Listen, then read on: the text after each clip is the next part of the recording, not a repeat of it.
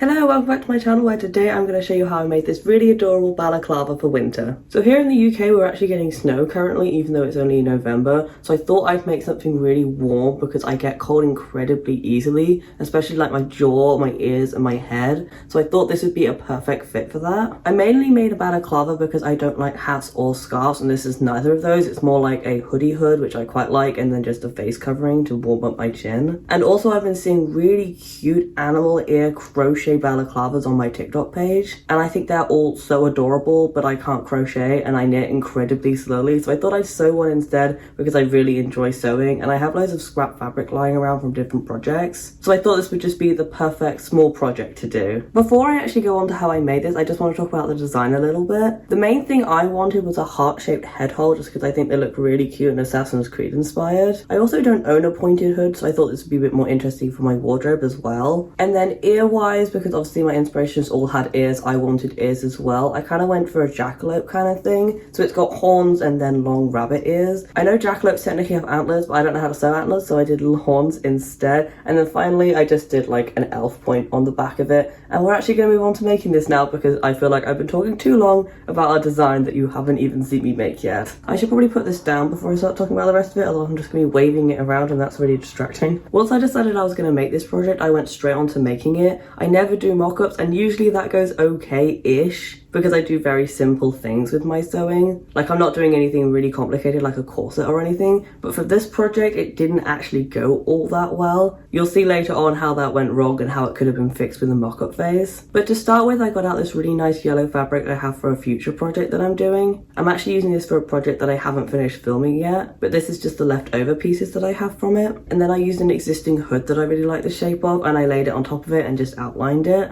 making sure that I added the point to the forehead and the pointy tail on the end of the hood. And then I extended the length all the way down for about the length of my head to make that face covering section. And you could definitely do this as a separate piece if you wanted it to be more versatile, like you could have a hood shape and then a face covering. But I decided to make this all one piece because otherwise I probably wouldn't wear it. And also I don't think that far ahead, so I honestly didn't think about the fact that it could have been two separate pieces until I'd already made it. Having this as one piece is also where my design error came in. Because you have to flip up the entire bottom piece over your face, it means that no matter which side you wear it on, there's always going to be a seam showing. The seam is either going to be on the outside of the hood or on the face covering. So while I was really happy with the base that I made, I now knew I needed a lining layer to make it even wearable, which meant that it ended up being incredibly thick, which is good because I want it to be warm, but also bad because it means that it's very hard to get on and off. You'll see later on in the video. And for the lining layer, I went in with a pair of trousers I actually made a video on me making and just used that fabric because I never wear the trousers. As it was the inside, I didn't add the hood part. It's just flat on the back. And I also decided that the face covering would look better if I hemmed it in yellow. This way I didn't have pink all the way around my eyes, so it didn't reflect directly onto my skin because I'm really pink toned and I feel like it was just gonna make me look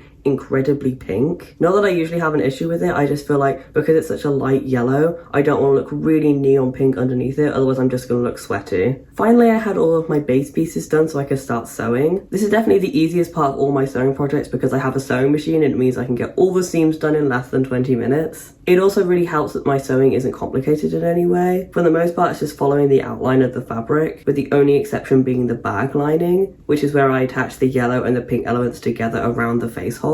And this was just hard because I always get confused about which way the sides need to be before you start sewing. If you're wondering, the answer is that you sew them right sides facing each other, so that when you flip it around, all the seams will end up on the inside of the garment. It just confuses me every time, even though when I'm saying it out loud, it sounds incredibly simple. I also decided to detail my edges with a simple straight stitch because one, I like the look of it, and two, it made sewing up the bottom hem so much easier. I did this with a very small stitch length so that the stitches would be hidden in the texture of the fabric, specifically because the hood is now two different colours and I'm only using white thread for this project. I could have switched out the threads so that one was a pink thread and one was a yellow thread, and then always had my fabric the same side up, so the pink thread was always going on top of the pink and the yellow was always coming up onto the yellow. But knowing me, this would just mean that the colours would end up on the wrong side, so I just used white for this project. And with that, I have a technically finished balaclava that I could wear outside and be nice and warm and cozy in. But obviously I wanted to add more to it, and I also wanted to put it on my wig styling head so it would stretch out a little bit. As with both layers of fabric, it was really tight on my nose especially, and I have lots of piercings piercings on my nose,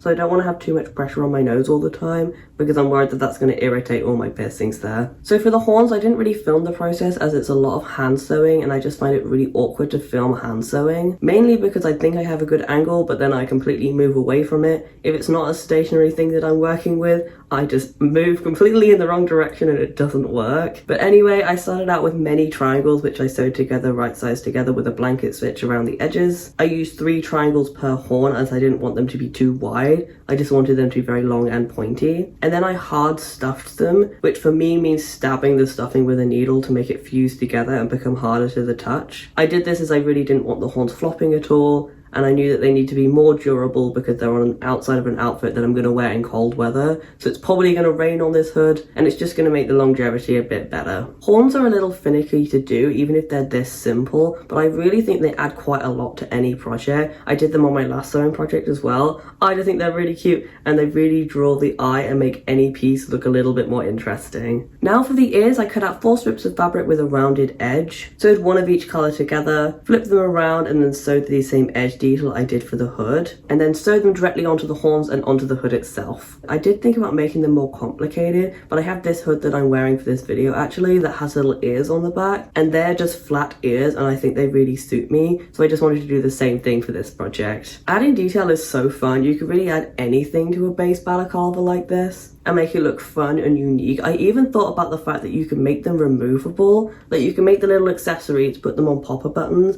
and pop them onto the balaclava, and then you can swap them out whenever you're feeling like it or just not have any there at all and it would just still look really cute. There's so many things that I want to do experiment-wise with this sort of project where I just want to make them work with any outfit that I put together. Like I really want to find ways of switching out things a little bit easier because I'm really bad at accessorizing, and I feel like simple things like this would really make accessorizing so much easier and also so much more comfortable because I don't like wearing rings or bracelets or necklaces because they stress me out. I wear chokers sometimes, but that's about it. So I feel like this sort of thing is the perfect solution for me. But with all that said, the project's now finished and you can finally see it on.